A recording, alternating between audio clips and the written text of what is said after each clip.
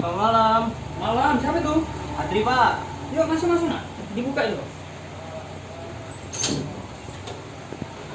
Oh, Pak, Adri rumahnya.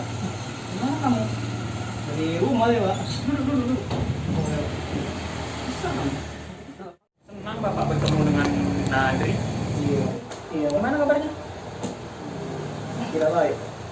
Loh, tidak baik. Nampaknya sekarang ini Adri merasa bingung dan sedih. Iya, Pak. Benar sekali. Jadi Bapak memahami apa yang kamu rasakan. Namun, apakah perasaan enak atau yang mengganggu perasaan itu bisa dibicarakan bersama? Oh iya, Pak. Bisa, Pak. Saya pikir juga bisa. Bisakah Adri jelaskan permasalahan yang terjadi? Bisa, Pak. Dengan senang hati saya akan ceritakannya. Tapi sebelumnya mohon dirahasiakan ya, Pak. Pada siapapun, karena ini masalah pribadi saya. Kalau begitu, Bapak ingin mendengarkan sejauh mana perasaan tidak enak yang mengganggu Adri. Di sini Adri bisa bertanya tentang semua yang Adri rasakan, karena semuanya akan dijaga kerahasiaannya.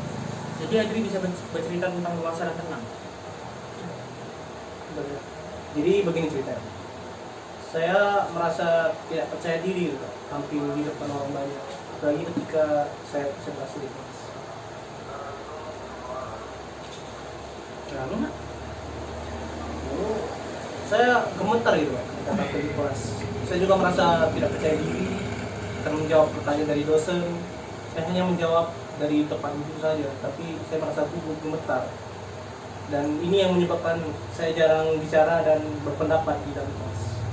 Jadi bisakah Adri contohkan ketika Adri tampil di depan kelas? Bisa?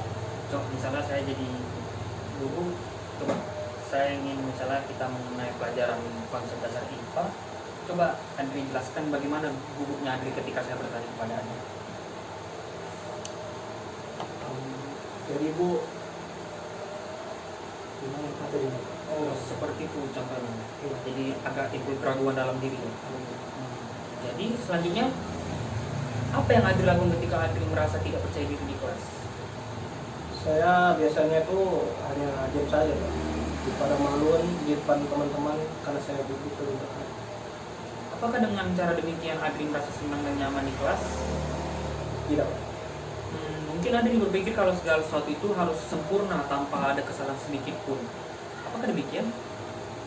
Ya, Pak. Saya orangnya memang seperti itu, Pak. Segala sesuatu harus saya kerjakan dengan sempurna. Walaupun itu tidak mungkin. Mungkin itu juga yang membuat saya seperti ini. Kalau begitu, apakah masalah Adri tentang bagaimana Adri bisa presentasi menjawab pertanyaan dari dosen supaya tidak gugup? Ya, Pak. Dan saya bingung harus bagaimana. Setiap hari saya berpikiran dan berusaha dan bagaimana caranya agar saya bisa percaya diri tampil depan. Ya, bagus sekali Adri sudah memahami masalah yang Adri alami, yaitu bagaimana Adri bisa presentasi dan tidak gugup dalam menjawab pertanyaan dosen. Iya, Pak. Saya sangat ingin sekali, Pak, bisa tampil percaya diri depan kelas. Tapi rasanya sulit sekali. Bagus sekali nih Adri, Bapak sangat senang sekali mendengarnya. Lalu, apakah Adri sudah punya cara untuk mengatasi masalah Adri tentang tidak percaya diri saat presentasi dan gugup menjawab pertanyaan dosen? Itu dia, Pak. Saya masih bingung. Apa yang membuat Adri masih merasa bingung? Saya takut nanti jika saya salah menjawab pertanyaan dosen atau ketika presentasi, saya takut nanti saya ditertawakan oleh semua penonton. Apakah Adri sudah berusaha melakukan yang terbaik? Saya rasa belum. Jika mencobanya saja Adri belum, lalu kenapa Adri bisa berpikiran negatif seperti itu? Nah, itu yang masih saya tidak mengerti, Pak. Baik saya akan berusaha melakukan yang terbaik agar saya bisa percaya diri tampil presentasi depan kelas. Jadi, apa kira-kira rencana Adri sementara sebagai pegangan untuk tindakan selanjutnya? Pasti yang pertama, saya akan berlatih dan belajar dulu tentang materi yang akan saya presentasikan. Kedua, saya akan berpenampilan rapi sehingga saya akan merasa lebih percaya diri. Dan yang ketiga, saya akan berdoa sebelum tampil agar saya merasa lebih tenang. Saya rasa itu bisa saya Bagus, Adri sudah tahu apa yang harus Adri lakukan. Sebelum pembicaraan ini kita tutup, Bagaimana sih perasaan Adri setelah kita berdiskusi, atau apakah kesimpulan dari Adri sendiri? Saya merasa lega dan lebih tenang setelah melakukan konseling. Kecemasan dan ketakutan yang saya alami tadi mulai menurun. Dan juga saya tahu langkah-langkah apa yang harus saya lakukan untuk mengatasi rasa percaya diri saya. Setelah melakukan konseling yang sekitar 20 menit, 30 menit ini, jadi kesimpulannya adalah pertama, Adri akan berlatih dan belajar dulu tentang materi yang akan Adri presentasikan.